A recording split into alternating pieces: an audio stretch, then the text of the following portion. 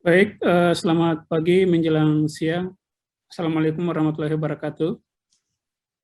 Waalaikumsalam warahmatullahi wabarakatuh. Waalaikumsalam. Baik, perkenalkan saya di Jamal Tuheteru. Hari ini akan memandu kegiatan pada sesi paralel ketiga pada kegiatan temu proposisi tahunan yang ke-30 dan Kongres ke-11 Perhapi tahun 2021. Subtema pada sesi ini adalah geoteknik dan hidrogeologi tambang. Selamat datang Bapak Ibu, Ibu moderator, Bu Nirmana, kemudian para pemateri pada sesi hari ini dan Bapak Ibu peserta yang berkenan hadir. Saya lihat ada Pak Made, ada Pak Gede, ada Pak Purwanto, ada Pak Rudi Hartono, ada Pak Hotma. Selamat datang Bapak Ibu dan peserta lain yang tidak bisa saya sebutkan satu persatu. Baik, sebelum kita akan mulai kegiatan pada hari ini, pada sesi siang ini, saya akan perkenalkan dulu moderator kita. Sebelum kita mulai acaranya, saya akan bacakan CV-nya singkatnya. Agak panjang nih, 6 halaman CV-nya Bu Nirmana. Disingkat aja Pak.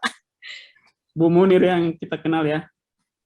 Baik, Bu Nirmana Fikra Kaidahiani, STMT, sekarang beliau sebagai staf dosen di Prodi Teknik Pertambangan ya, Fakultas Teknik Universitas Hasanuddin, Makassar, kemudian lahir di Ujung Pandang, 22 April 93. Kemudian untuk pendidikan, beliau menyelesaikan program sarjana dan program magister di ITB, ya, di Prodi Teknik Pertambangan dan Prodi Rekayasa Pertambangan. Untuk Prodi Rekayasa Pertambangan, beliau dengan bidang khusus geomekanika. Penelitiannya banyak, 5 tahun terakhir. Kemudian ada beberapa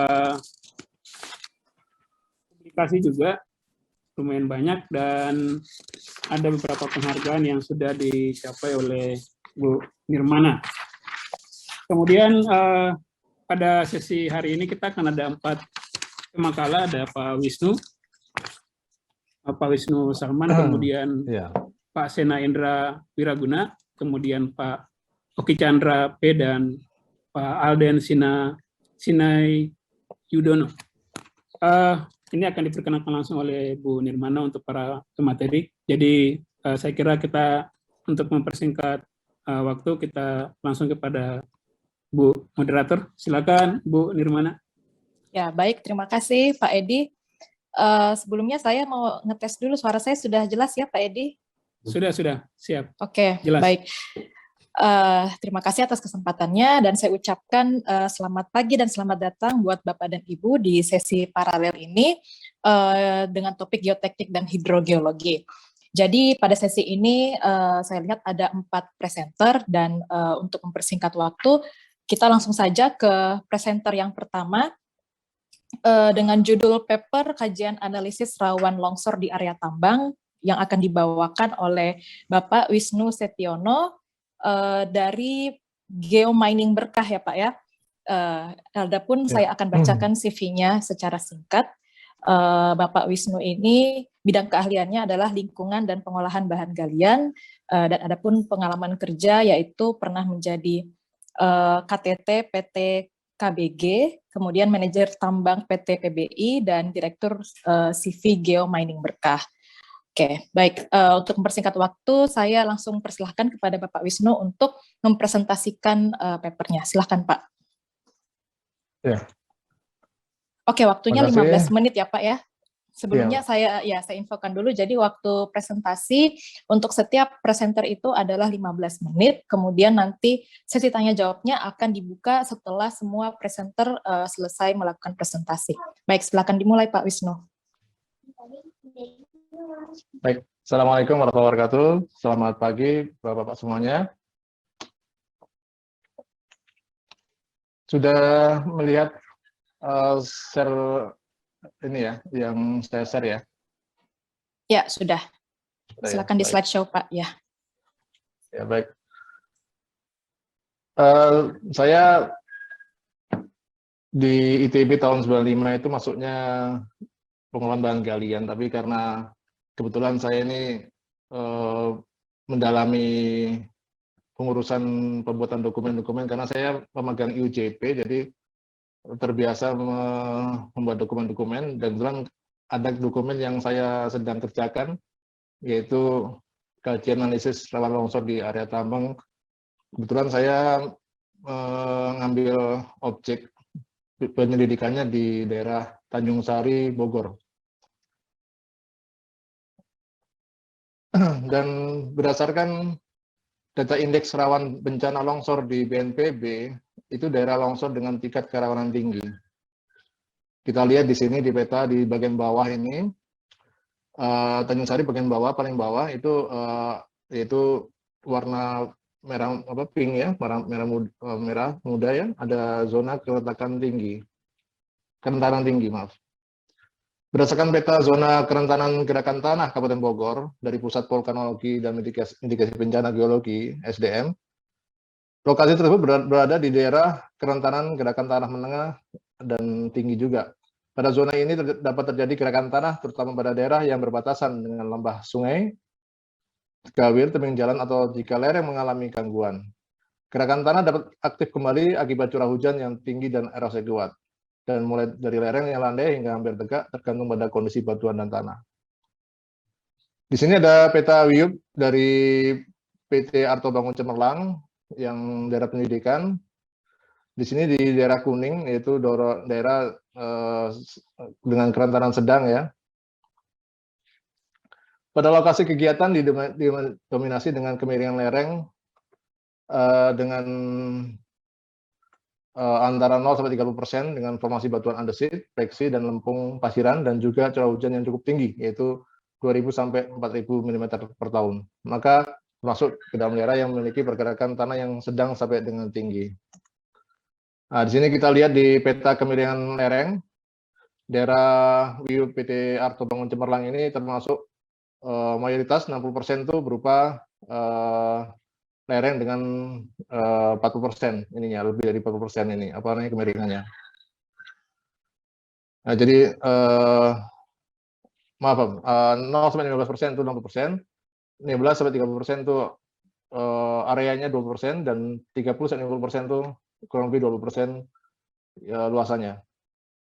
Dan batuan yang menyusun dari WIUP PT ABC itu terdiri dari material-material petrofit, porfiri, basal, dan diorit, formasi cantayang, laba baru, breksi, dan formasi cantayang. Dan di sini kita lihat intensitas curah hujannya cukup tinggi, 2.000–4.000 mm per tahun. Untuk mengantisipasi terjadinya longsor pada lokasi kegiatan, itu dengan kajian geoteknik dengan rekomendasi teknik setinggi 5–10 meter dengan kemiringan 61 derajat, sehingga memiliki faktor keamanan yang dihasilkan 1,3 sampai 2,43. Kita lihat di sini kita dengan aplikasi slide, kita lihat di sini bahwa ketika kita mencoba dengan sudut lereng 55 dan 65 pada ketinggian 5,5 meter dan 11 meter, maka didapatkan hasil untuk yang tinggi 11 meter itu faktor keamanannya 1,4 dan 1,1. Tentunya kita tahu bahwa untuk daerah tambang, untuk fokusnya kita kan ke target berapa banyak material yang kita bisa ambil. Tentunya dengan material yang makin banyak, tinggi tentunya makin besar, tapi makanya kita ambil yang 11 meter, tapi toh faktor keamanan juga masih cukup baik. Ini maaf terulang lagi di slide yang tadi itu. Jadi dari sini kita mengambil faktor keamanan yang 1,3 sampai 2,4 dengan ketinggian 5–10 meter, rata-rata 11 meter. Lereng keseluruhan adalah lereng yang membentuk batas pit penambangan berdasarkan desain akhir tambang, ya, yaitu 11 meter, 61 derajat untuk lereng kemiringan lerengnya, dan overall slope juga dilakukan simulasi faktor keamanan lereng menggunakan perangkat lunak slide untuk mengetahui kemiringan lereng yang aman untuk dilakukan penambangan. Jadi tadi kita bicara tentang kelerengan, kemiringan lereng, dan kemudian kedua tentang debit air.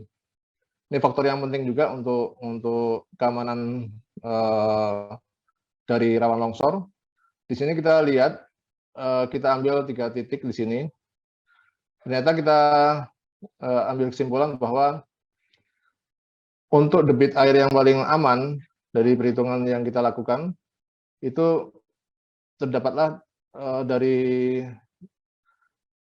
total debit runoff, yaitu debit yang berasal dari air hujan, dengan aquifer atau debit air yang dihasilkan dari air tanah, itu didapatkan 15453,57 untuk debit airnya. Jadi artinya kita usahakan air yang mengalir di area pertambangan itu debit airnya tidak lebih dari 15,453, karena kalau lebih dari itu maka dikhawatirkan akan mengenangi front tambang. Nah, ini adalah untuk drainasenya. Untuk tingginya adalah 20 cm, 50 cm adalah untuk lebarnya, di bawahnya 20 cm. Jadi dengan dari drainase itu kita bisa lihat dialirkan ke kompartemen. Di kompartemen itu kita akan melihat berapa pH yang dihasilkan dari air sebelum dibuang ke saluran masyarakat. Jadi dari yang tadi itu drainase tadi itu lari ke kompartemen, kita buat 3 kompartemen di situ, dan nanti sebelum dibuang ke saluran masyarakat dibuatkan pH yang aman, tidak sampai mencemari dari saluran air masyarakat. Demikian, Mbak, setelah singkat materi yang saya sampaikan. Terima kasih. Assalamualaikum warahmatullahi wabarakatuh. Baik, Waalaikumsalam warahmatullahi wabarakatuh. Oke, cukup singkat ya tadi, kalau nggak salah cuma 10 menit lebih. Saya tadi pasang timer, ya betul. Baik, jadi untuk sesi tanya jawab nanti akan dibuka di akhir setelah semua presenter selesai melakukan presentasi. Nah, sebelum kita masuk ke presenter yang kedua, saya tadi lupa memperkenalkan bisa dibilang partner saya di sesi ini, yaitu Bapak Simon Heru Prasetyo. Jadi pada presentasi kali ini yang moderator adalah saya, kemudian Bapak Simon itu sebagai penilai, ya, seperti itu. Oke, mantap, Pak. Baik, selanjutnya saya akan ke presenter yang kedua, yaitu Bapak Sena Indra Wiraguna. Sudah hadirkah Bapak Sena? Ya, siap. Ya, oke, baik. Jadi saya bacakan dulu judulnya, yaitu Evaluasi Penerapan Land Construction pada Proyek Stabilisasi Lereng Wanagon PT Freeport Indonesia. Jadi paper ini sepertinya ditulis oleh 2 orang ya, Pak, ya? Iya. Oleh Bapak Sena Indra Wiraguna sendiri dan Bapak Rega Fikriansyah, dua-duanya dari PT Freeport Indonesia. Nah, sebelum saya persilahkan, mungkin saya bacakan dulu CV-nya secara singkat. Jadi bidang keahlian Bapak Sena adalah project manajemen, dan adapun pengalaman kerjanya ini saya lihat sudah dimulai dari tahun 95, dan sekarang ini mulai dari tahun 2004 hingga sekarang Bapak Sena ini bekerja di Grasberg Surface Mining Engineering PT Freeport Indonesia. Oke, baik. Untuk mempersingkat waktu, saya langsung persilakan saja kepada Bapak Sena untuk share screen dan langsung mempresentasikan papernya. Silakan, Pak. Terima kasih Bu Nirma dan Bapak Ibu sekalian. Mohon maaf, sudah terlihat screen-nya? Ya, sudah kelihatan, Pak. Oke, ya, bagus ya. Oke, terima kasih. Jadi pada kesempatan ini terima kasih. Kami ingin sharing, ya. Jadi kita punya proyek stabilisasi lereng Wanagon di PT Freeport Indonesia. Nah, di sini kita lakukan evaluasi penerapan lean construction. Jadi saya pikir lean construction ini salah satu metode yang kalau menurut kami sih semakin lagi trending, ya, akhir-akhir ini. Nah, memang dalam hal ini hasil dari kami berdua, ada Rega waktu itu dari mahasiswa teknik sipil ITB yang sedang melakukan kerja praktek di proyek Wanagon ini. Oke, lanjut. Nah, ini beberapa materi sharing yang ingin kami lakukan, presentasikan pada pagi ini.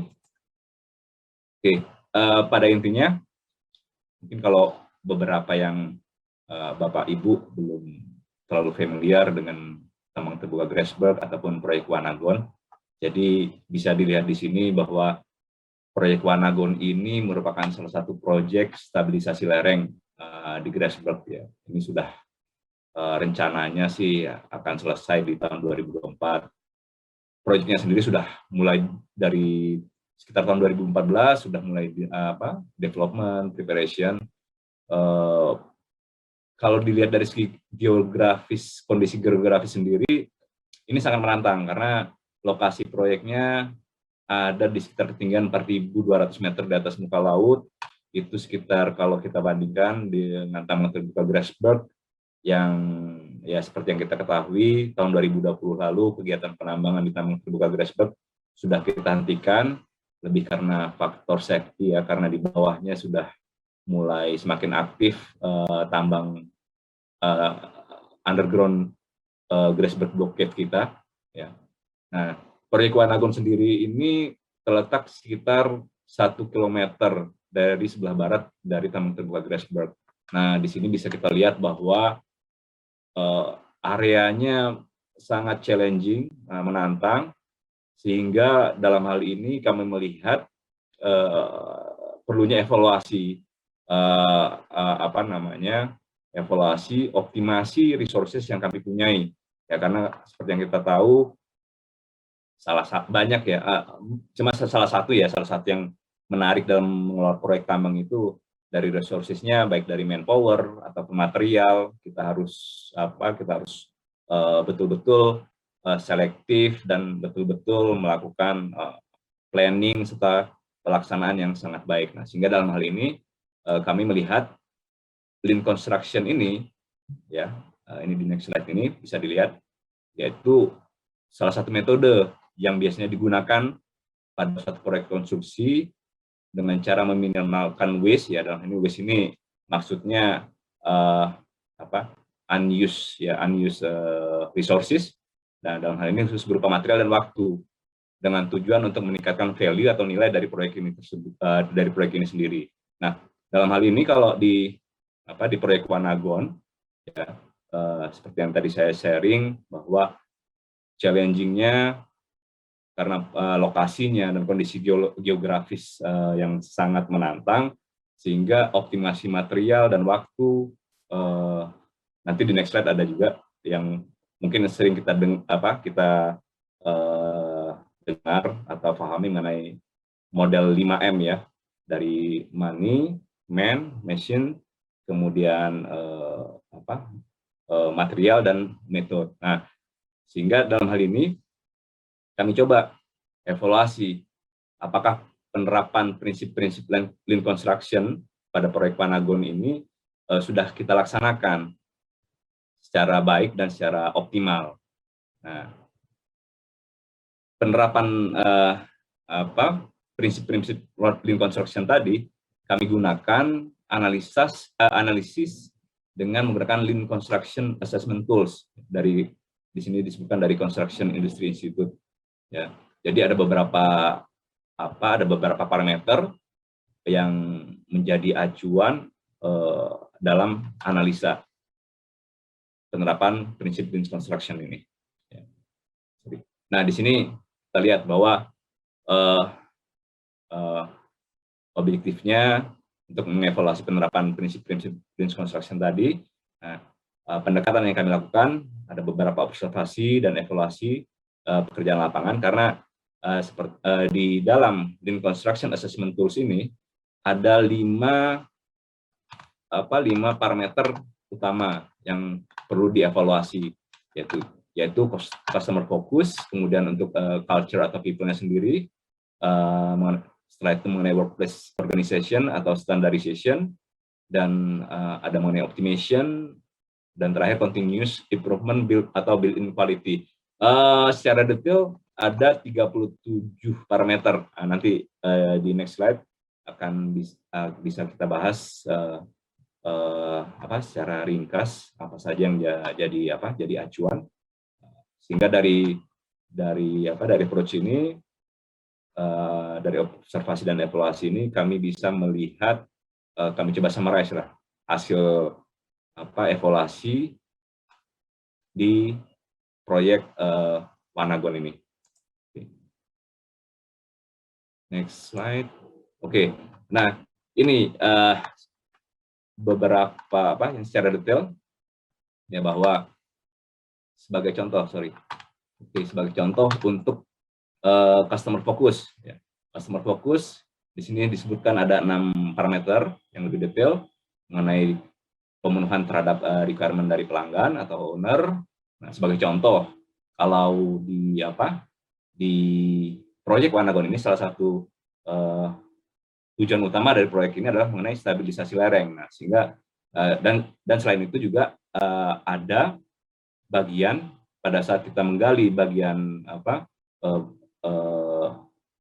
original rock di proyek ini, sebagian itu kita kirim juga karena hasil berupa batu gamping yang sangat diperlukan untuk processing di area mill. Nah, itu juga salah satu produk ya atau requirement dari proyek Wanagon. Nah, sehingga di sini kita evaluasi apakah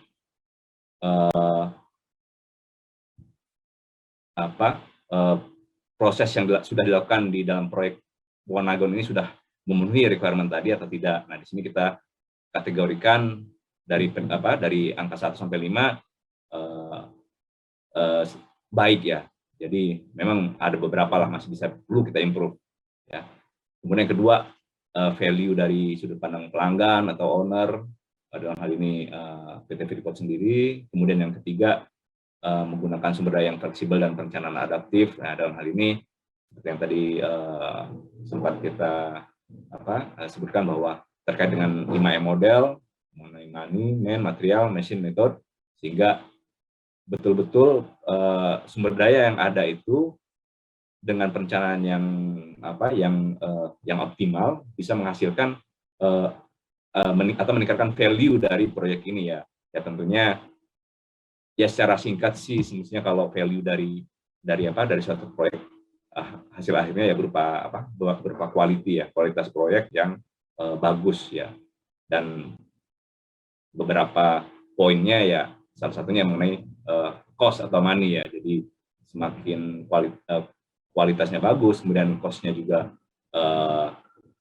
bisa kita manage dan optimalkan, itu proyeknya merupakan suatu, bisa dibilang proyek yang berhasil untuk memanage resources yang ada. Nah, selanjutnya beberapa parameter yang lain seperti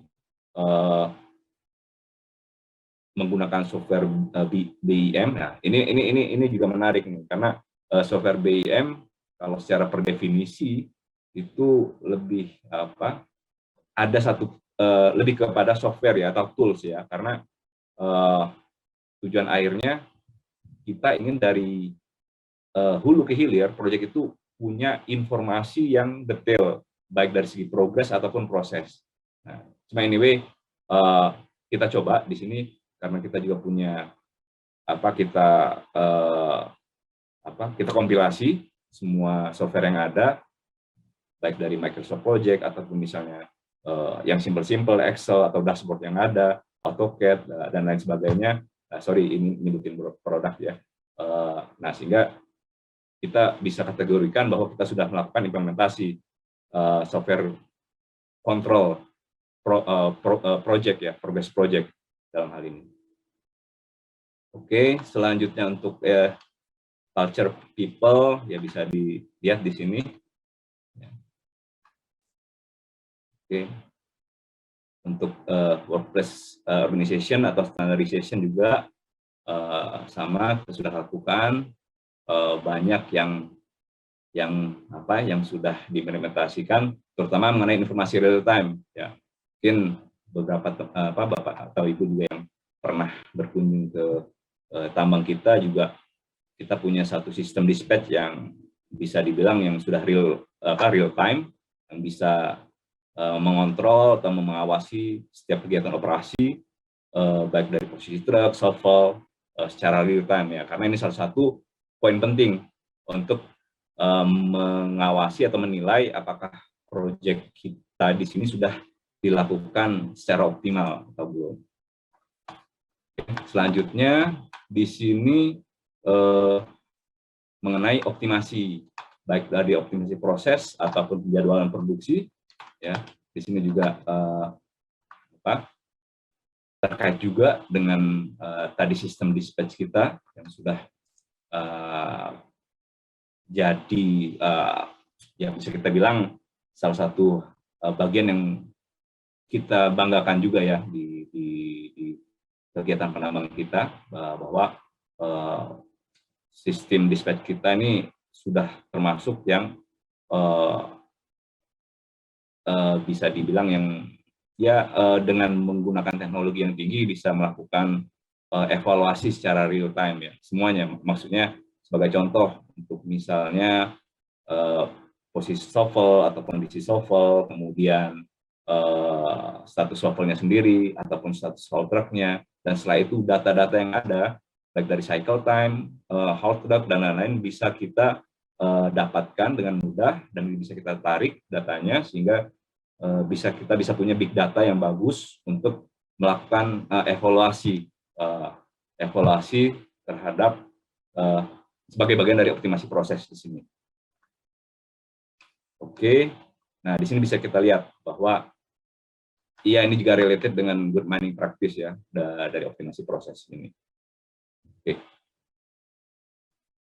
Nah dari 37 parameter ini, nah, memang kita coba kita kumpulkan sehingga kita buat kita samarikan dalam bentuk spiderweb diagram di sini mengenai customer fokusnya sendiri, kemudian untuk continuous improvement, kemudian optimasi, kemudian organisasi standarisasi ataupun culture people, sehingga di sini ya kami mengambil kesimpulan bahwa pada intinya proyek Wanagon di sini sudah menerapkan prinsip-prinsip dari konsep lean construction ya, dan telah memenuhi sebagian besar kriteria dari lean construction ini, mengikuti lean assessment chart tadi ya. Pertama ada 37 kriteria yang tadi kita nilai ya, dengan nilainya di antara 4 dan 5 ya, sangat baik. Nah, walaupun kita akui dari sini bahwa masih ada challenge yang bisa kita lakukan untuk melakukan improvement lebih baik lagi sehingga nilainya bisa, kalau bisa semuanya sangat baik ya. Ya mungkin itu saja sharing saya, sharing kami, dan mudah-mudahan bermanfaat. Dan kalau ada pertanyaan atau diskusi silakan, saya juga feel free, mungkin bisa nanti di email. Dan terima kasih juga Perhapi khususnya telah memberikan kesempatan kepada kami untuk sharing experience yang ada di Project Wanagon. Terima kasih. Waktunya kami kembalikan ke Bu Nurman. Ya, baik. Terima kasih Bapak Sena. Jadi waktunya cukup bagus ya, 13 menit. Oke. Selanjutnya kita akan lanjut ke presenter ketiga ya, karena tanya jawab nanti akan dibuka di akhir. Baik, jadi untuk presenter ketiga itu akan dibawakan oleh Bapak Oki Chandra Perdana dari PT Anggun Permai Tekindo. Sudah hadir ya Bapak Oki? Selamat pagi Pak. Saya masih diam. Selamat pagi. Oke, baik. Ya. Jadi sebelum saya persilakan, saya akan bacakan dulu. Jadi judul paper dari Bapak Oki ini adalah aplikasi Artificial Ground Support atau AGS untuk mencegah terjadinya kelongsoran di Purnama Pit Surface Mine di Martabe Mine. Adapun CV saya akan bacakan secara singkat. Jadi pengalaman kerja Bapak Oki ini sudah dimulai dari tahun 2006 ya saya lihat, dan dari tahun 2020 hingga sekarang Bapak Oki ini bekerja di PT Anggun Permai Tekindo dengan posisi GM Operations, dan adapun proyek-proyek yang berkaitan itu sehubungan dengan ground improvement yang dikerjakan di PT Kaltim Primako, PT Cibaliung Sumberdaya, PT Agincourt Resources, PT Bumi Suksesindo, dan PT Dairi Prima Mineral. Oke. Dengan ini saya persilahkan kepada Bapak Oki untuk mempresentasikan papernya. Silakan Pak. Terima kasih Bu Nirmana. Sebelumnya terima kasih atas waktu yang diberikan kepada saya. Saya juga mengucapkan salam tahniah saya, salam pada mentor saya di sini ada Pak Gede Suratu, kemudian Pak Simon, mentor saya di lapangan. Selamat pagi Pak Gede. Ketemu lagi kita. Baiklah, jadi untuk membatasi waktu yang sangat sempit ini, saya akan langsung share screen.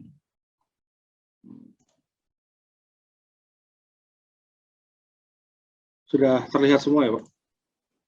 Ya, sudah terlihat Pak. Silakan. Sebentar.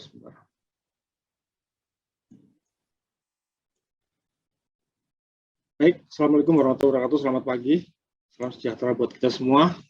Terima kasih atas waktu yang diberikan pada kesempatan yang berbahagia dan kesempatan yang luar biasa ini. Saya akan membawakan makalah berjudul Aplikasi Artificial Ground Support atau AGS untuk mencegah terjadinya kelongsoran di Purnama Pit Surface Mine di Martabe atau Agincourt Resources di Sumatera Utara. Jadi kami di sini membatasi bahwa kami sebagai kontraktor untuk pelaksana dan aplikatornya. Jadi kita lebih ke arah aplikasi dan quality control dalam penulisan ini. Baiklah, berdasarkan studi dan kajian geoteknik yang dilakukan oleh PT Agincourt Resources, terdapat indikasi resiko kelongsoran di area Vanha atau vulkanik dan CBPM, Claybrexia, di mana terjadi ada kontak zone. Di gambar sini bisa kita lihat. Gambar sini bisa kita lihat, di sini terdapat beberapa zona kontak antara batuan big zone atau Claybrexia dan vulkanik. Kemudian dari hasil kajian tersebut memunculkan satu rekomendasi untuk perkuatan, di mana perkuatan ini harus dilakukan karena memang bagian dari arahan dari main inspektor pada saat itu kepada PT Agincourt Resources, di mana terdapat processing plant tepat di daerah crash sini, mungkin jaraknya sekitar 50 sampai 100 meter ya. Jadi memang adanya perkuatan tambahan itu menjadi suatu mandatori karena memang ada fasilitas yang berdiri di atasnya, di atas pit, tepat di dekat dengan crash tambang di final wall. Jadi ini kita lereng akhir tambang. Kemudian dari hasil kajian didapatkan rekomendasi untuk pemasangan kabel bolting atau baut batuan, kemudian diinstal wire mesh atau jaring baja pengaman, kemudian dan dilakukan beton tembak atau shotcrete, di mana area-area ini sudah diklasifikasikan sedemikian rupa sehingga memunculkan beberapa rekomendasi secara parsial, berbeda-beda, memang tidak semuanya seragam, jadi memang sesuai dengan kondisinya saja. Karena memang untuk open pit ini jarang sekali dilakukan sistem perkuatan ya, daerah-daerah tertentu saja. Di sini memang Agincourt karena concern dengan area kontak yang memang sudah di zona lemah dan di atasnya terdapat fasilitas processing plant yang perlu dijaga kestabilannya. Kemudian pemilihan itu sebetulnya banyak ya, untuk pemilihan sistem perkuatan berdasarkan klasifikasi gerakan itu banyak, ada beberapa pilihan memang dari hasil analisa terdapat 3 yang menjadi sub pekerjaan dari Artificial Ground Support Unit sendiri atau AGS, di mana ada kabel bolting sebagai yang berfungsi sebagai angkor atau pengait bidang lincir sliding zone untuk mencegah terjadinya longsoran. Kemudian ada juga area yang hanya dipasangi wire mesh sebagai pelindung bidang permukaan lereng sebagai sarana proteksi batuan jatuh, rock wall protection, karena memang di Claybrexia ini juga mudah sekali rontok, dan penyemprotan shotcrete atau beton tembak untuk melindungi kontak zone atau shear zone atau zona kontak antara Claybrexia dengan vulkanik, serta untuk mengontrol erosi atau mencegah terjadinya erosi pada permukaan lereng. Dari AGS instalasi ini memang menjadi 4 zona, 4 klasifikasi, di mana untuk AGS 1 atau Artificial Ground Support 1, di sini kita bisa lihat ada plain site di atasnya persis. Di sini ada spot bolting, hanya spot bolting, artinya bolting yang daerah-daerah yang batu-batu yang memang kondisinya lemah, kemudian dengan tanpa dilakukan wire meshing, jadi murni kabel bolting saja. Kemudian untuk AGS 2, di sini kombinasi antara bolting dengan pattern tertentu dan dengan konfigurasi tertentu, dan sudah ada jaraknya disesuaikan dengan area-area yang akan kita ikat ke batuan yang kuat. Kemudian di AGS 3, konfigurasi 3 ini masih belum menggunakan meshing, jadi masih spot bolting, dan di 4 ini terdapat yang paling kompleks ya, karena memang ada CBPM, kemudian ada kontak zone, ada kontak zone antara Vanha dan CBPM, kemudian di situ ada zona yang mudah sekali rontok di clay brixia, sehingga di AGS 4 ini menggunakan 4 sistem perkuatan. Ada shotcrete, kemudian pattern bolting, kemudian kabel bolting pendek dan yang panjang, serta wire meshing. Untuk kualifikasi material kita juga sesuaikan dengan kebutuhan, karena requirement dari Agincourt sendiri sudah menentukan sesuai dengan perhitungan dan model yang dilakukan oleh PT Agincourt Resources di sini, sehingga memunculkan jenis-jenis material dan bahan baku yang harus disediakan untuk diimplementasikan dalam sistem perkuatan tersebut. Di sini ada kabel bolt, kemudian wire mesh dan shotcrete. Ini umum ya di tambang bawah tanah ya. Mungkin kalau untuk di lereng terbuka biasanya digunakan di infrastruktur sipil. Namun kalau di tambang memang jarang sekali, dan ini mungkin baru salah satu yang cukup unik di Agincourt ini. Kemudian jadi spesifikasi ini juga umum dilakukan di underground. Ada kabel bolt dengan kekuatan 1860 MPa, kemudian weld mesh, dan shotcrete dengan ultimate strength 35 MPa. Material-material ini kita sediakan di lapangan dan dilakukan persiapan dengan diagram yang ada di layar berikut. Jadi ada prosesnya dari mulai material equipment preparation, kemudian mixing, baik itu untuk grouting material maupun untuk shotcrete atau beton tembak. Kemudian setelah itu ada wire mesh installation atau instalasi wire mesh. Di sini memang ketinggiannya ekstrim, sehingga dilakukan sistem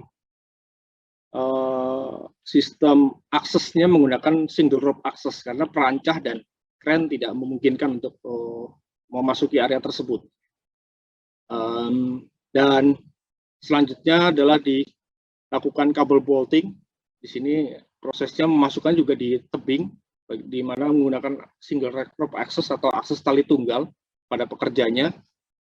Kemudian untuk spray dan spraying atau shotcrete yang digunakan adalah menggunakan metode dry shotcrete. Kenapa dry shotcrete? Karena akses yang susah dan tidak memungkinkan unit-unit besar atau mobil mixer untuk masuk ke area lereng, sehingga kami menggunakan metode dry shotcrete, di mana mixing bisa dilakukan on-site langsung di area kerja.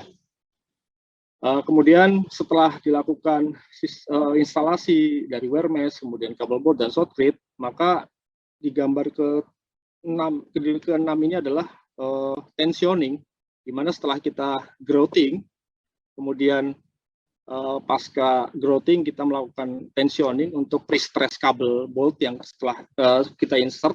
Kemudian setelah 14 hari dilakukan pull out test untuk menentukan kapasitas dari kabel bolt.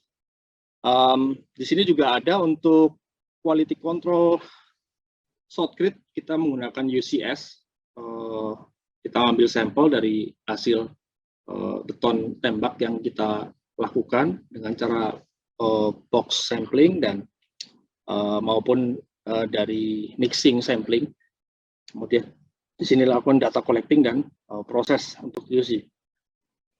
Kemudian tujuan QC ini sendiri adalah untuk melihat bonding strength antara kabel bolt dengan batuan dinding dengan cara melakukan pull out test, dan kapasitas yang diberikan adalah 20 ton untuk masing-masing kabel. Di sini kita menggunakan ada yang single bolt, ada single kabel dan double kabel atau double strand ataupun single strand, tergantung requirement yang diberikan oleh PT Agincourt Resources. Tidak semuanya, jadi pas per kabel 20 ton, jadi tidak semuanya double strand, tapi ada juga yang single tergantung dari kapasitas kuat geser yang diharapkan oleh model.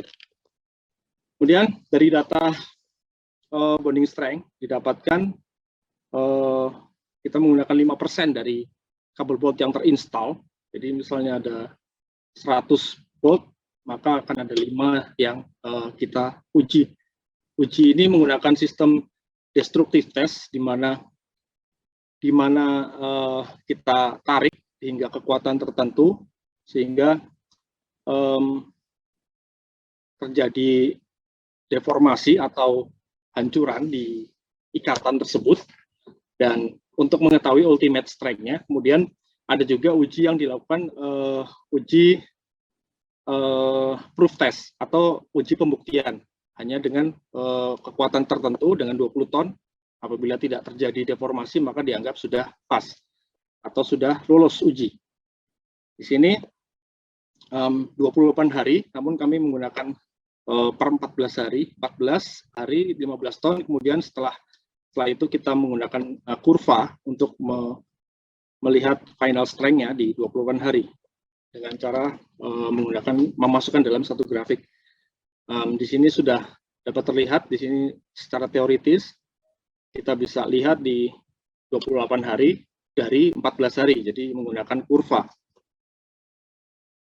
Kemudian ini salah satu contoh perhitungannya dari hasil uji pull out test. Jadi kebutuhan yang diharapkan adalah 20 ton dan kita hampir 100% titik yang kita install telah memenuhi persyaratan tersebut. Kemudian ini contoh hasil pekerjaan yang sudah kami lakukan. Jadi setelah diinstalasi di area yang fault zone, di mana ada area kontak VANHA dan CPPM, ini sebelum, di sini terlihat dengan jelas fault zone-nya. Kemudian setelah dilakukan sistem perkuatan, di sini ada bolting dan wire machine dan shotcrete. Kita lihat di sini sudah lebih rapi dan tidak ada pergerakan yang signifikan, artinya masih dalam batas aman. Jadi di sini sistem kontrol monitoring juga dilakukan oleh PT Agincourt Resources dengan cara survei maupun dengan perangkat-perangkat instrumen monitoring sistem yang lain. Ada drone, kemudian ada kamera, kemudian ada inclino dan lain-lain. Ini untuk contoh untuk yang di zona longsoran yang Reveille atau rockfall, ada CBPM sebelum dan sesudah. Kesimpulan dari pekerjaan yang kami lakukan setelah dilakukan pemasangan ACGS sesuai dengan rekomendasi yang diberikan oleh Geotek Departemen PT Agincourt Resources. Kemudian dari hasil kualitas pemasangan kabel bolt dengan persyaratan bonding strength 40 ton untuk 2 kabel telah sesuai dengan rekomendasi berdasarkan hasil pull out atau 5% dari kabel bolt yang telah terpasang. Untuk shotcrete-nya sudah memenuhi persyaratan dengan kuat tekan 35 MPa dengan cara dilakukan UCS test. Dan setelah dilakukan pemasangan ACGS tidak terjadi pergerakan yang signifikan terhadap lereng di pit Purnama. Demikian dari saya, karena waktunya singkat, jadi mudah-mudahan nanti bisa dilanjutkan dalam sesi pertanyaan. Terima kasih. Waktu dan tempat kami kembalikan kepada moderator. Wassalamualaikum warahmatullahi wabarakatuh. Waalaikumsalam. Oke, baik. Terima kasih Bapak Oki Chandra. Waktunya juga pas ya tadi 14 menit. Saya hitung.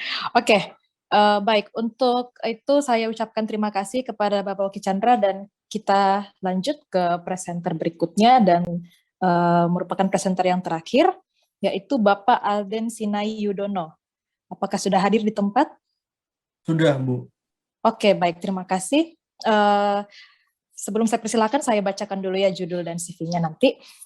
Jadi judulnya adalah Back Analysis of Vector Loss Effect to Determine Threshold Using Slope Stability Radar Data, Case Study of Failure in Open Pit Coal Mine.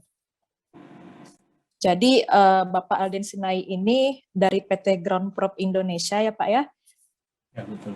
Ya, adapun bidang keahliannya adalah geoteknik.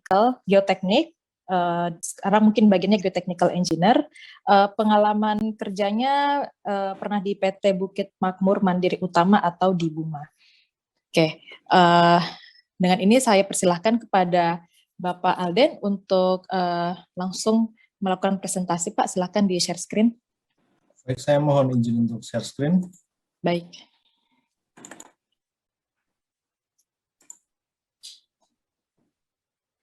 Oke, sudah terlihat, Pak. Terima kasih. Jadi, perkenalkan, nama saya Alden Sinai Yudono. Saya saat ini bekerja di PT Ground Prop Indonesia, dan paper saya ini lebih ke arah evaluasi untuk threshold yang dipakai di area study, dan kami coba mengevaluasi menggunakan data-data dari Slope Stability Radar atau SSR.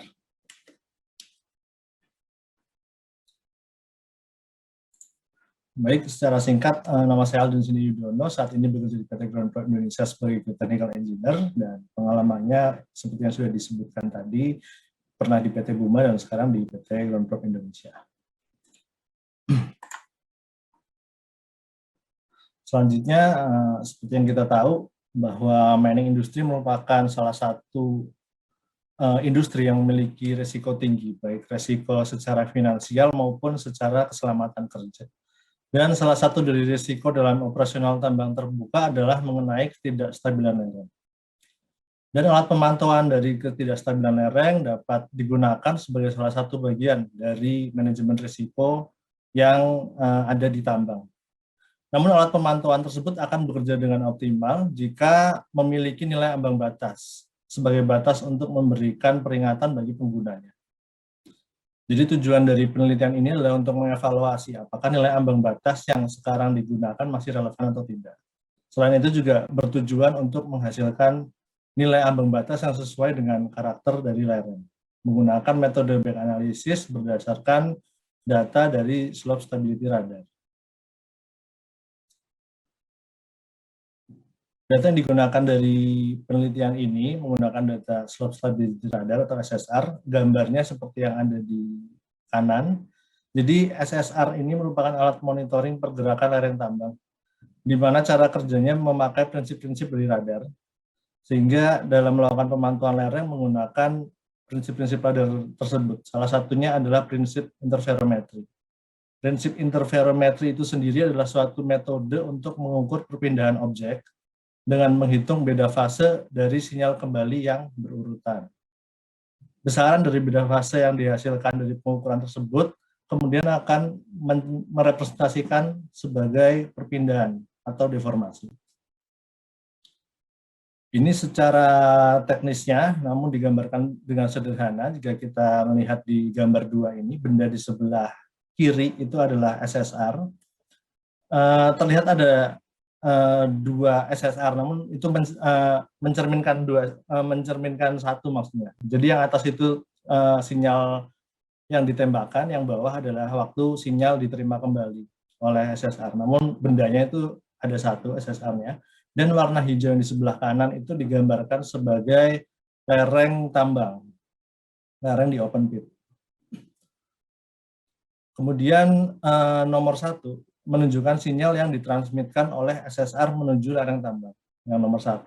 Kemudian untuk nomor 2 yang berwarna hitam adalah sinyal yang memantul dari lereng tambang dan diterima kembali oleh SSR. Sinyal pantul yang pertama diterima ini kemudian menjadi data referensi. Jika Bapak Ibu melihat pada gambar di kiri bawah, yang ini, bisa kita lihat bahwa anak panah yang berwarna hitam itu merepresentasikan nilai dari sinyal pantul yang pertama. Kemudian terjadi deformasi yang direpresentasikan oleh nomor 3, dan ketika deformasi terjadi, lalu kembali ditransmitkan sinyal oleh SSR, dan sinyal tersebut kembali dipantulkan oleh dinding, diterima kembali oleh SSR, maka pola dari sinyal pantul yang diterima oleh SSR akan berubah. Perubahan pola ini yang menghasilkan perbedaan fase dari sinyal pantul yang pertama dengan dari sinyal pantul yang terakhir dengan sinyal pantul yang sebelumnya, yang digambarkan dengan anak panah berwarna merah. Sehingga selisih dari kedua nilai ini menggambarkan deformasi dari lereng yang bergerak tersebut. Jika dilakukan pengukuran terus-menerus, maka perbedaan fase ini akan menghasilkan grafik deformasi yang dapat diolah lebih lanjut untuk keperluan analisis. Kemudian alat pemantauan yang menggunakan prinsip interferometri, dalam hal ini kita berbicara mengenai radar, hanya dapat mengukur berdasarkan line of sight atau garis pandang dari pengukurannya. Hal ini menyebabkan jika arah pengukuran membentuk sudut terhadap arah pergerakan atau arah deformasinya, maka besaran dari pergerakan yang terjadi nilainya akan terbaca lebih kecil. Seperti yang diilustrasikan pada gambar di kanan. Posisi dari SSR ada di kanan bawah, dan kita bisa lihat arah pergerakan dari dindingnya. Ada bagian yang memang tegak lurus dari arah pengukuran, namun ada juga bagian yang memiliki sudut tertentu, sehingga nilai bacaannya tidak sama dengan nilai pergerakan.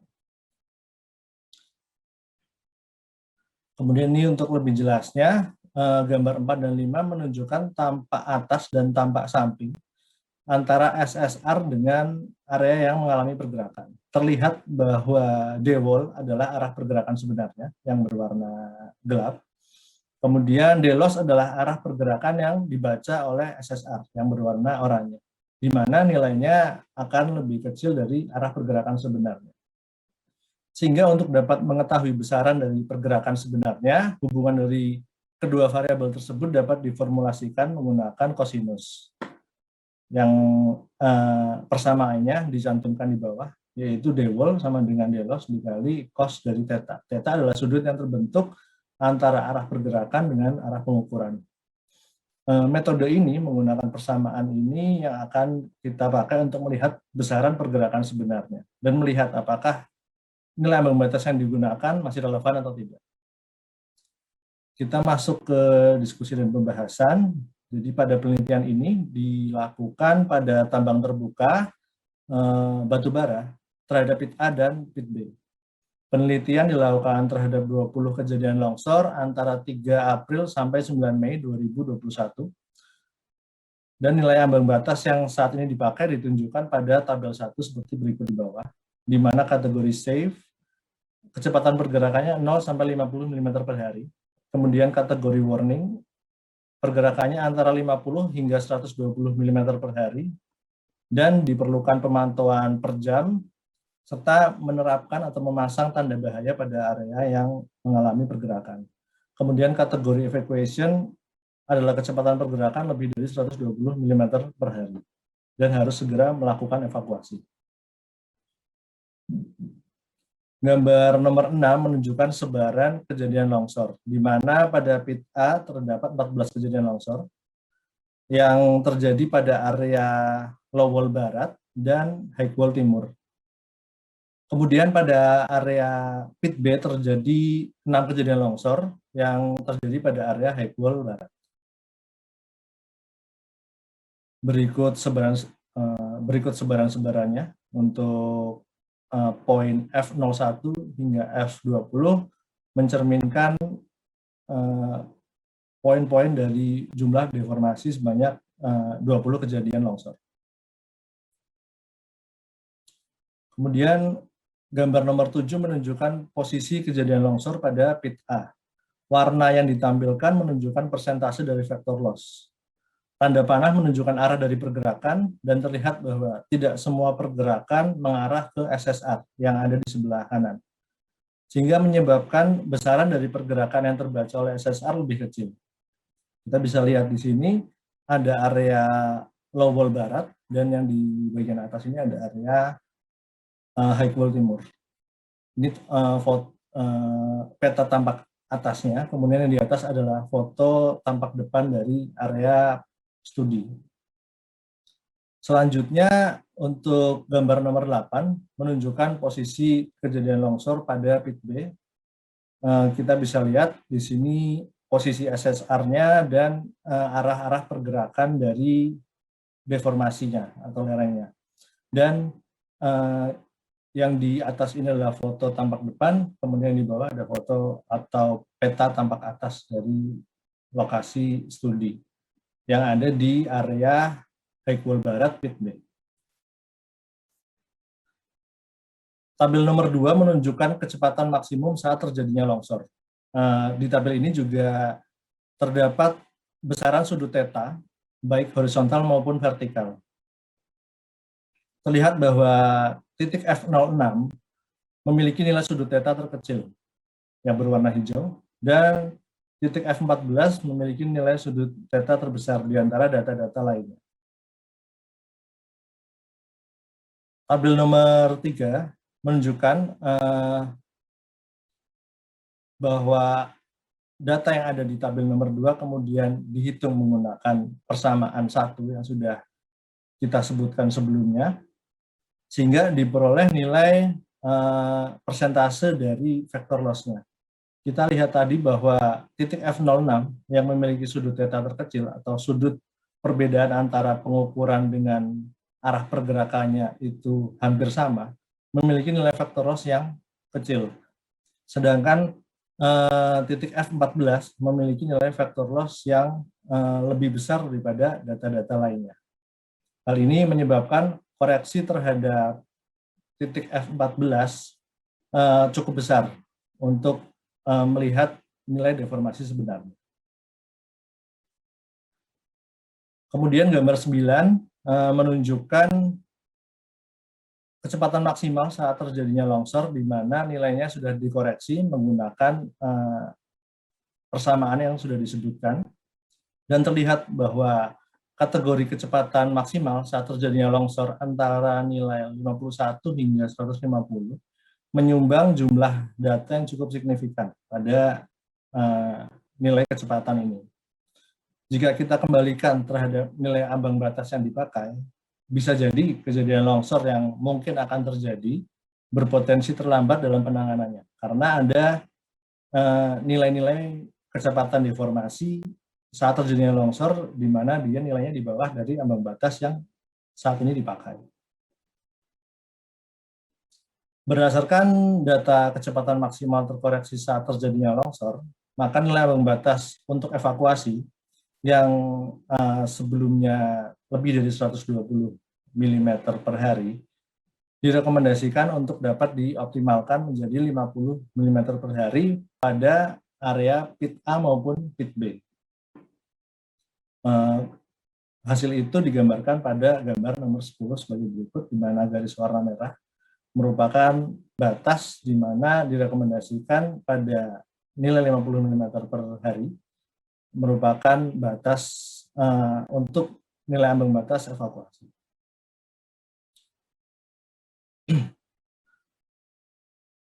Kemudian back analysis dapat dilakukan sebenarnya bertujuan untuk mengevaluasi nilai ambang batas yang dipakai. Dan nilai ambang batas yang dipakai tersebut selain dapat digunakan untuk SSR juga dapat digunakan untuk alat pemantauan atau alat monitoring lainnya. Contohnya mungkin Prisma, karena kita memiliki nilai ambang batas yang sudah sama, setara. Mohon maaf Bapak Alden, waktunya ya, tinggal 2 menit. Baik, namun jika kita hanya menggunakan SSR, maka kita tidak perlu melakukan back analysis, namun bisa langsung melakukan pendekatan terhadap nilai-nilai terendah dari kejadian longsor yang ada. Pada contoh di bawah adalah kita menggunakan nilai 30 mm per hari, 30 ya, mm per hari, 40 mm per hari, dan 50 mm per hari, namun ini hanya digunakan untuk SSR saja monitoringnya, sehingga tidak bisa diaplikasikan untuk alat monitoring lain. Kemudian Osasan pada 2012 melakukan penelitian bahwa hanya jika menggunakan radar, nilai persentase kesuksesannya cukup besar.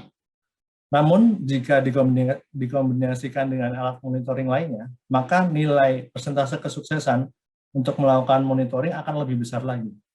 Dan jika memang kita mau mengkombinasikan dengan alat monitoring lainnya, maka menyamakan nilai ambang batas diperlukan, sehingga perlu melakukan langkah-langkah analisis seperti yang dilakukan. Jadi beberapa kesimpulan yang dapat diambil dari paper ini adalah geometry pit memiliki dampak pada pengukuran SSR. Dan semakin besar sudut yang terbentuk antara arah pengukuran dengan arah pergerakan, maka semakin kecil nilai yang terbaca oleh SSR. Kemudian nilai kecepatan maksimal yang terjadi pada saat longsor di mana belum terkoreksi antara 28,77 hingga 202,53 mm per hari, sedangkan yang sudah terkoreksi antara 49,43 hingga 367,44 mm per hari. Lalu kategori evacuation yang sebelumnya 120 mm per hari dapat dioptimalkan menjadi 50 mm per hari dan dapat digunakan untuk seluruh alat monitoring. Namun jika hanya menggunakan SSR untuk monitoring, dapat menggunakan nilai terkecil dari data yang ada, yaitu 30 mm per hari untuk pit B, 40 mm per hari untuk pit A, dan 50 mm per hari untuk area Heklo Timur pada pit A. Dan penulis juga mengucapkan terima kasih untuk PT Pama Persada Nusantara selaku pemilik data dan semua pihak yang membantu dalam paper ini. Berikut beberapa referensi dalam penulisan paper ini, dan terima kasih atas waktu dan kesempatannya. Saya kembalikan ke moderator. Terima kasih. Ya, baik. Terima kasih Bapak Alden. Waktunya kelebihan setengah menit saja. Oke, karena semua presenter sudah melakukan presentasi pada sesi ini, jadi saya akan buka sesi tanya-jawab. Kita akan mulai dulu dari presenter yang pertama, yaitu Bapak Wisnu, dengan judul Kajian Analisis Rawan Longsor di Area Tambang. Saya buka sesi diskusi. Apakah ada yang ingin bertanya kepada Bapak Wisnu untuk paper nomor 1 dulu, paper pertama? Silahkan. Bisa raise hand Bapak Ibu, atau mungkin bisa bertanya via chat ya. Halo, izin saya boleh bertanya nih. Menarik nih tadi Pak Wisnu. Silakan Pak Sena. Mungkin boleh sharing experience nggak Pak Wisnu? Karena apa namanya, kalau lihat dari curah hujannya kan lumayan ya. Nah biasanya kan yang challenge-nya itu di apa namanya, solid sediment ya. Nah kira-kira bisa di-sharing nggak mengenai concern TSS di yang pengamatan Pak? Terima kasih Pak.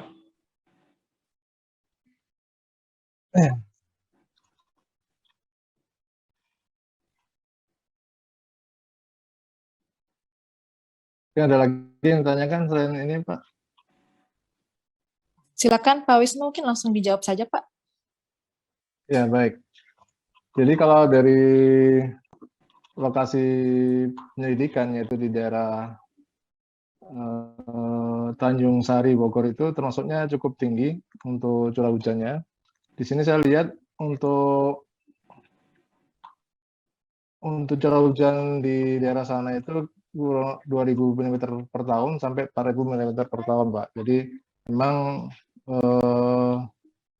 hampir setiap hari hujan di sana ya. Jadi cukup harus bagus untuk ukuran biaya drainase dan yang kita siapkan, yaitu panjangnya 50 cm, 20 cm tingginya, dan ini termasuknya cukup efektif untuk mencegah limpasan air supaya tidak masuk ke front tambang. Dan kebetulan memang kami ini sedang ada proses untuk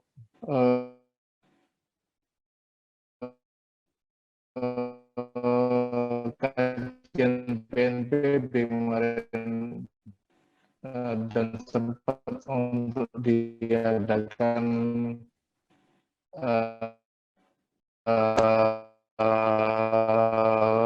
jadikan apa namanya, kemudian kami mengajukan proses izin ke kehutanan karena itu daerah kawasan hutan. Jadi kami harus asesmen ke Badan Penanggulangan Bencana Daerah. Kebetulan BPBD ini menilai bahwa daerah itu daerah rawan longsor untuk kajian di situ. Oke, baik. Sepertinya jaringannya Pak Wisnu mungkin ya yang kurang lancar. Suaranya putus-putus, Pak. Iya, jadi daerah sana itu curah hujannya cukup tinggi, 2.000 sampai 4.000 mm per tahun. Dan di sana kebetulan memang kita diminta untuk diadakan asesmen oleh BPBD, Badan Penanggulangan Bencana Daerah, untuk dibuat kajian. Kalau memang kebetulan kan daerah itu daerah memang daerah hutan, Bu. Jadi kita harus adakan asesmen untuk kajian rawan longsornya sebagai syarat untuk bisa proses IPPKH gitu ya. Kebetulan itu daerah hutan dan kebetulan BBD melihat bahwa kajian untuk rawan longsornya itu dari dua aspek, yaitu kemiringan kelerengan dan juga debit air. Karena debit air itu termasuk curah hujan tinggi itu, maka kami membuat analisa bahwa untuk ukuran drainase airnya itu yang kami rekomendasikan, yaitu yang seperti yang saya sampaikan tadi. Jadi untuk debit airnya itu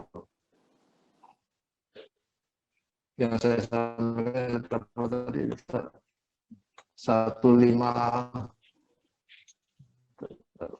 Saya lihat lagi. Wah, sepertinya putus-putus lagi suaranya Bapak Wisnu. 0,57 per hari yang dihitung dari run off-nya dan output. Putus lagi ya? Jadi Ya, oke, sudah bagus. Udah bagus ya? Ya. Ya, dilihat mungkin dari, bisa dipercepat Pak ya, karena masih ada presenter lain yang ya, belum dibuka sesi curah hujan diskusinya. yang cukup tinggi, 2.000 sampai 4.000 mm per tahun itu, maka kita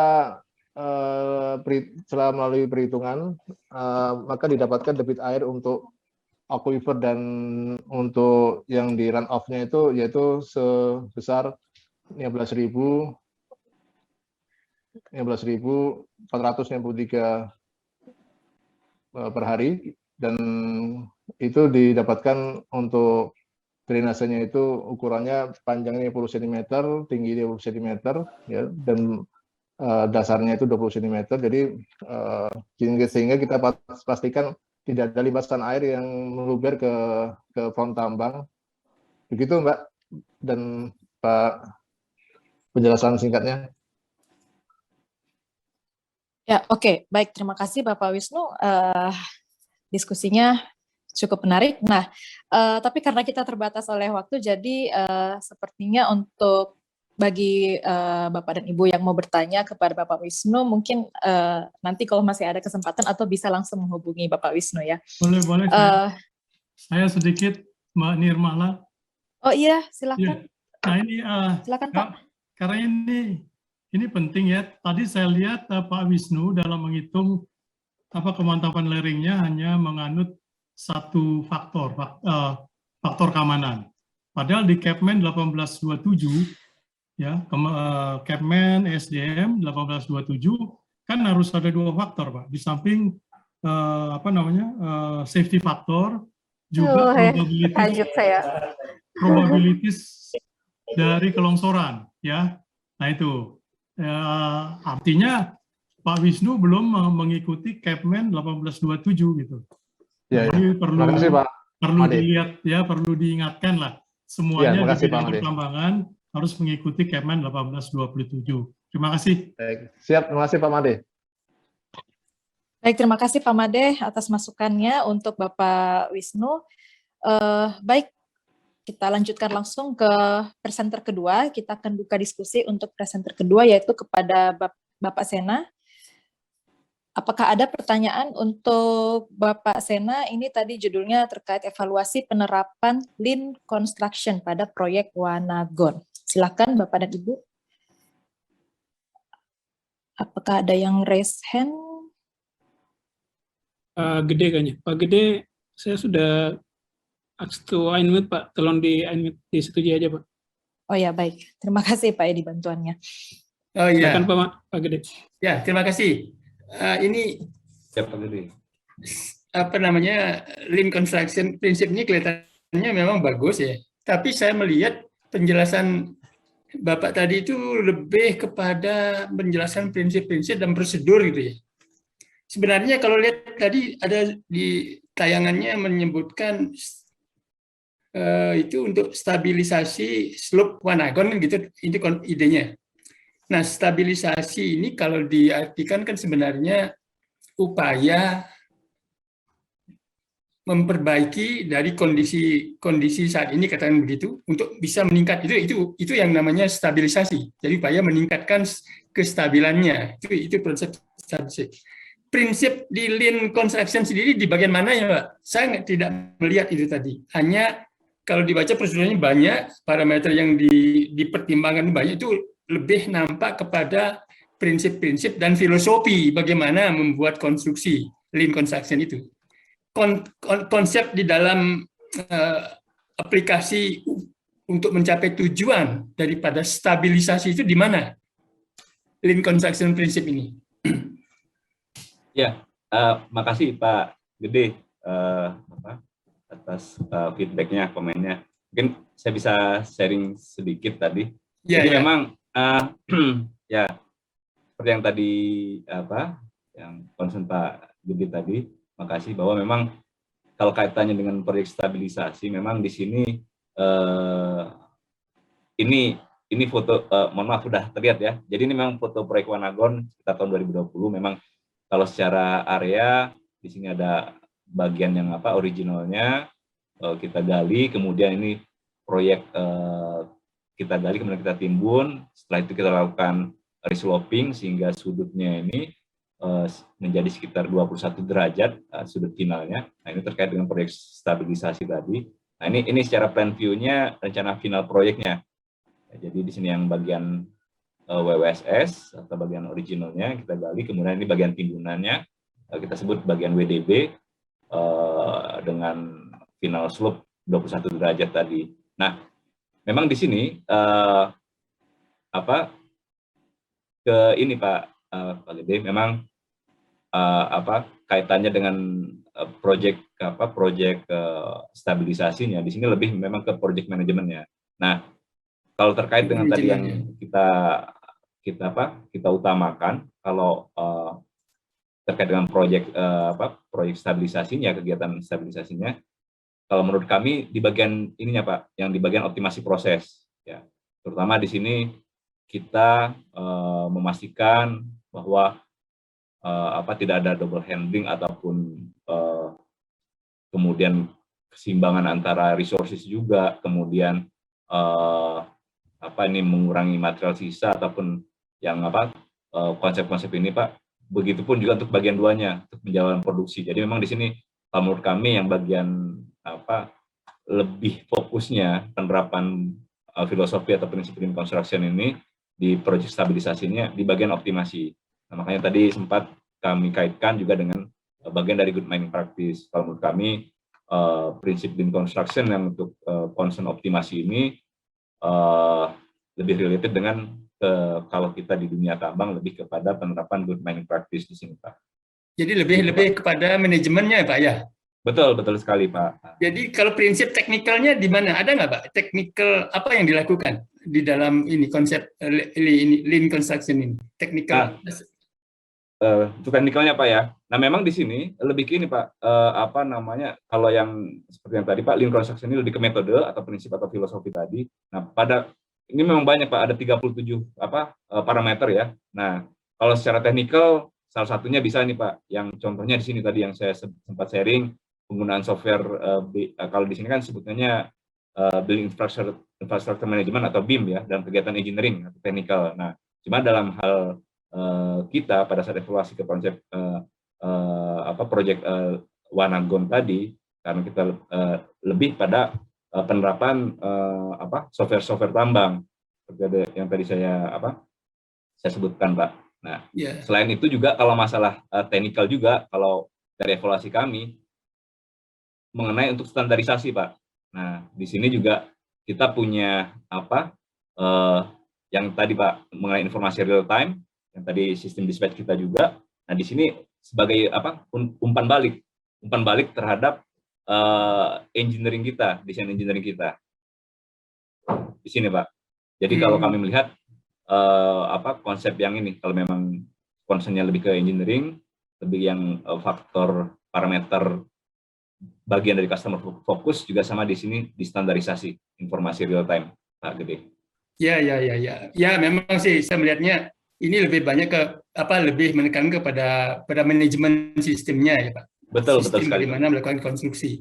Tapi kalau kita lihat prinsip stabilisasi itu kan ya prinsip teoretikalinya mengurangi beban atau dengan melandaikan atau menambah penguatan sistem, kan itu prinsipnya, atau menurunkan air, itu teknikal. Itu saya pikir itu tadi. Oke, tapi ini Pak. Bagus, konsep secara menyeluruh ini bagus. Terima kasih. Ya, makasih banyak Pak Dede.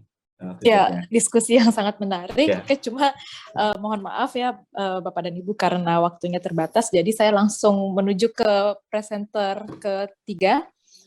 Jadi saya akan buka diskusi untuk judul paper aplikasi AGS untuk mencegah terjadinya kelongsoran di Purnama Pit Surface Mine. Silakan, apakah ada pertanyaan untuk Bapak Oki Chandra?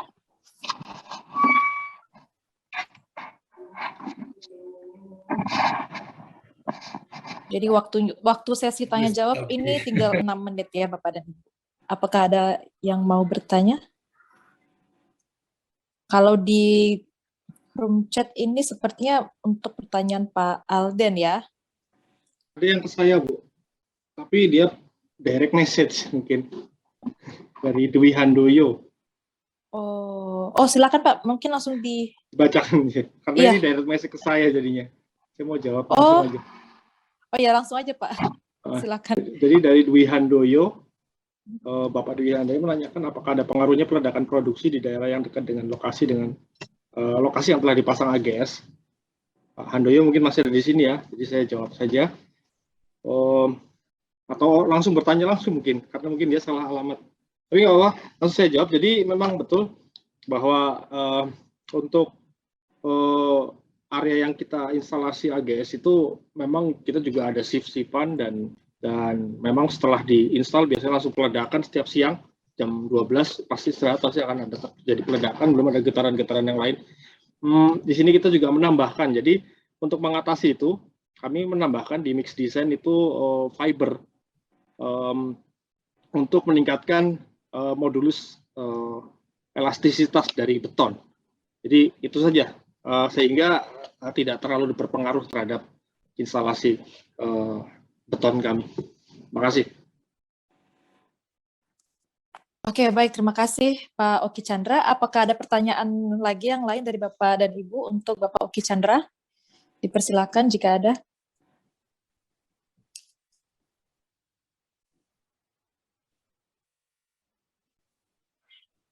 Silakan bisa raise hand atau mungkin langsung open mic aja. Ya, kalau sekedar ini komentar singkat aja. Pak. Ini apa yang dilakukan Pak Oki ya, betul memang saya sudah lihat itu sama-sama. Ini visinya bagus, cuma ini aja sarannya satu, bahwa kabel bolting ini yang begitu dalam, mungkin kalau dilakukan uji pull out test dengan metode destruktif itu sayang sekali, itu kan mahal sekali, itu aja sih. Tapi anyway, ini apa yang dilakukan kami lihat udah bagus semua. Oke. Ini memang barangkali satu-satunya open pit yang menggunakan sistem penguatan pakai stabilisasi di dinding menggunakan ini kabel bolting, shotcrete, wire mesh ini termasuk tambang yang mewah lah. Bagus, terima kasih Pak Uki. Kontak-kontak. Terima kasih, Pak. Terima kasih. Terima kasih masukannya Pak Gede. Oke. Ya, terima kasih masukannya Pak Gede. Baik, saya lanjut lagi saja ya ke presenter terakhir karena waktunya tinggal sedikit sekali. Baik, lanjut ke pertanyaan kepada Bapak Alden Sinai. Tadi saya langsung bacakan saja ya, ada pertanyaan di chat room. Sebentar. Jadi dari Bapak Sena juga, beliau bertanya, apakah ada batasan sudut maksimal antara pengamatan movement dengan lokasi SSR? Silakan dijawab Pak Alden. Baik, terima kasih. Saya coba share screen lagi, Bu.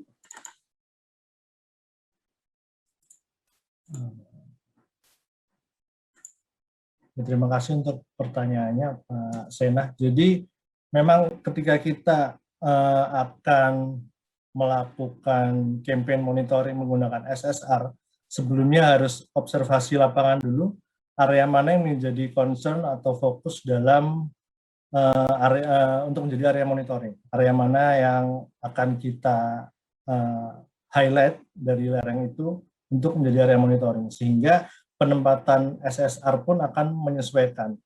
Jadi harapannya data yang terbaca oleh SSR adalah yang maksimal. Kembali ke pertanyaan dari Pak Sena, jika posisi SSR, contohnya ada di posisi ini, di posisi tanda merah yang saya buat ini, karena prinsipnya adalah pengukuran menggunakan line offset, maka jika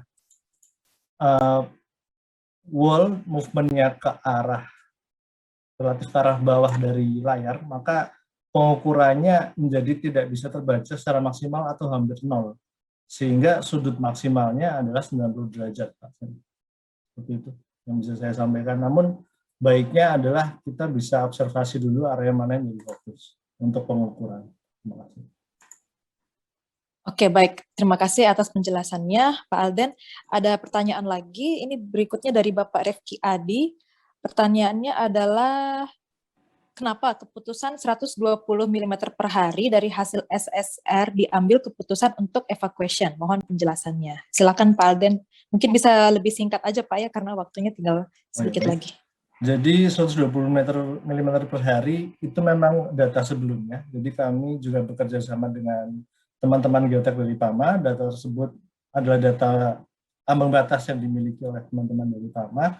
Kemungkinan karena historical dari pergerakan yang ada sebelumnya berada di kisaran range tersebut, sehingga kami mencoba melakukan studi untuk melihat apakah masih relevan atau tidak, dan ternyata nilainya memang harus dioptimalkan lebih turun di angka 50 mm per hari, seperti itu. Ya, baik, terima kasih atas penjelasannya Pak Alden. Berikutnya ada yang raise hand dari Pak Made, silakan. Silakan Pak, diajukan pertanyaannya. Ya maaf, ini bukan pertanyaan, mungkin sekedar masukan ya Pak Alden ya. Jadi kita ada pedoman teknis pemantauan kestabilan lereng, tambang, dan timbunan batuan penutup tahun 2013 yang dikeluarkan oleh Direktorat Jenderal Mineral dan Batubara. Ya, mungkin kalau boleh saya share screen sebentar. Ya, baik Pak, silakan. Nah ini Pak Alden ya, yang ada di di pedoman oleh Kementerian SDM tahun 2013 ya, ada ambang batasnya ini lebih besar dari 10 mm per hari itu adalah red alert, artinya harus dievakuasi. Nah, seandainya ground probe atau siapapun yang mempunyai data sebaiknya menginformasikan ke Direktorat Jenderal Minerba agar supaya mungkin pedoman ini bisa dirubah atau mendapatkan angka-angka bagi jenis batuan di tambang tertentu. Nah, sehingga ini bukan satu satu ambang batas yang harus dipakai oleh semua tambang. Nah, ini usulan saya, sebaiknya Pak Alden memberikan input kepada Direktorat Jenderal Minerba bahwa di tambang ini batuannya seperti ini, maka ambang batasnya seperti ini. Begitu Pak. Bu Nirmala. Ya baik Pak kasih Made, banyak. terima kasih. Ya, Terima kasih banyak masukannya Pak Made. masukannya luar biasa Pak. Ya, oke baik. Mungkin terakhir ya, tadi ada komentar dari Pak Hotmanahan Timbul. Ini sebenarnya saran saja untuk istilah vector loss sepertinya kurang pas karena tidak ada vektor yang loss atau hilang. Vektor loss tersebut adalah ya itu vektor komponen arah sumbu X dari resultan vektor yang diukur. Silakan Pak Alden, apakah mau ditanggapi atau bagaimana?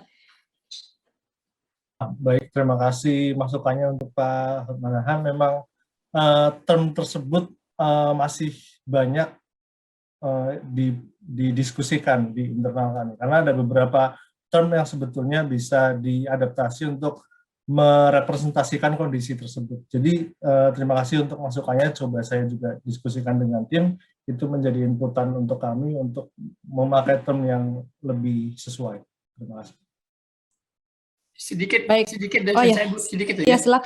silakan Pak Gede. Menyambung tadi saran atau masukan dari Pak Made, ini bagus. Jadi ini mungkin di forum ini mohon dicatat juga bahwa kelihatannya perlu menentukan nilai threshold dalam stability ini menjadi yang Pak Made katakan tadi tidak berlaku untuk semua batuan karena di alam batuannya sangat bervariasi. Mungkin usulnya dari forum ini dicatat perlu ada usulan ke Dirjen Minerba nanti membuat SNI kalau bisa untuk beberapa batuan yang ada di tambang-tambang di Indonesia.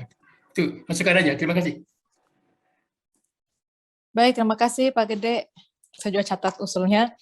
Oke, dengan ini karena waktunya juga sepertinya sudah habis untuk sesi diskusi, saya ucapkan terima kasih kepada para presenter yang sudah mempresentasikan papernya, dan saya juga mengucapkan terima kasih kepada Bapak dan Ibu yang telah bersedia hadir dan melakukan diskusi yang sangat luar biasa. Untuk itu mungkin saya kembalikan kepada Bapak Edia, silakan Pak untuk ditutup sesi ini. Terima kasih. Baik, terima kasih. Alhamdulillah kegiatan pada sesi siang hari ini berjalan dengan baik, lancar, dan saya kira kalau ini kita perpanjang waktunya, diskusinya akan lebih banyak dan menarik. Dan paparan yang sudah disampaikan oleh Bapak Ibu pemateri juga sangat yang ada di lapangan ya, jadi memberikan gambaran buat kita semua bagaimana update di lapangan. Terima kasih sekali lagi buat Bu Nirmana, buat Pak Wisnu, Ya, Pak Sena, sama-sama Pak.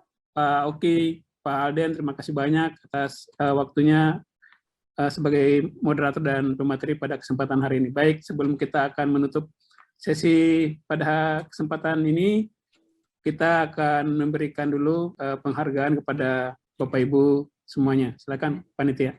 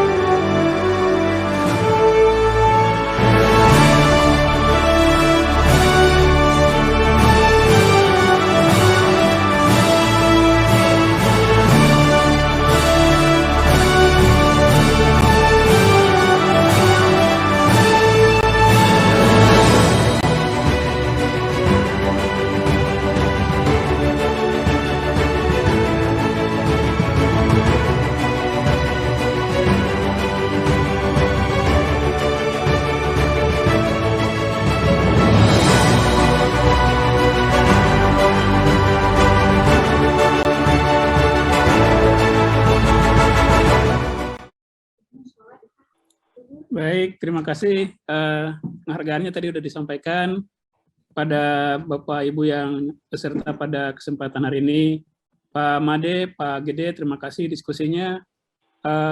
Tadi beberapa masukan akan kami catat dan akan dijadikan sebagai masukan untuk perhapi. Mungkin ke depan bisa dijadikan sebagai acuan untuk tadi sebagai sarannya Pak Gede tadi. Baik, sebelum kita menutup sesi ini, untuk informasi saja, siang ini jam pukul 13.00 waktu Indonesia Barat akan ada webinar dengan judul The Future of Indonesian Underground Mining, Knowledge and Technology Based.